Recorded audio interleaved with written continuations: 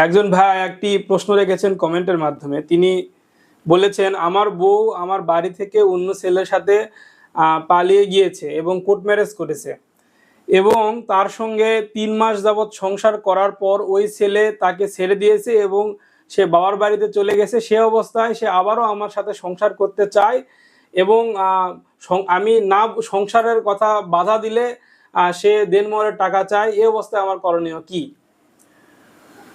দেখেন ভাই, আপনার স্ত্রী চলে গেছে, এটা আপনি জানেন।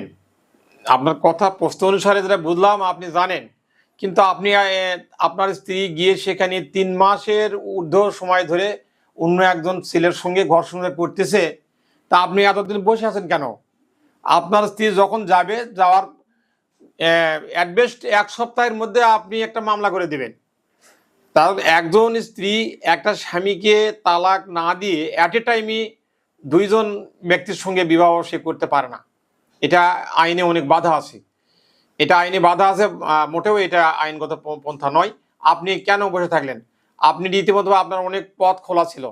ওই মেয়ে বা যে ছেলের সঙ্গে সে গেল, ওই ম্যারেজ, কোর্ট ম্যারেজ নিয়ে বিয়ে করলো, কোর্ট ম্যারেজে বিয়ে করার তো একবারে তো কোনো বিধান নেই। আগে কাবিন করতে হবে, কাবিনের পর কাবিনের রেফারেন্স অনুযায়ী কোর্ট ম্যারেজ করতে হয়। তো এখানে কোর্ট ম্যারেজ করে বিয়ে করলো, আপনার তো অনেক পথ ছিল। ওই ছেলে এবং আপনার স্ত্রী সহকারে আপনি তাদেরকে অ্যাকুইস্ট করে একটা মামলা কেন করলেন না? এটা এটা অপহরণের মামলা হতো নারী শিশু আইনে, এবং অনেক কিছু হতো, হইলে আপনার সমস্যা। আর এখন আপনাকে যে দেনমোহর নেওয়ার হুমকি দিচ্ছে, দেনমোহরটা একটা অন্য জিনিস। দেনমোহর আপনার স্ত্রী যদি আপনার বিনা অনুমতিতে চলে যায় এক জায়গায়, যেখানেই যাক, বিয়ে হোক না হোক, যেখানে পারে সেখানে থাক, দেনমোহরটা আপনাকে দিতেই হবে।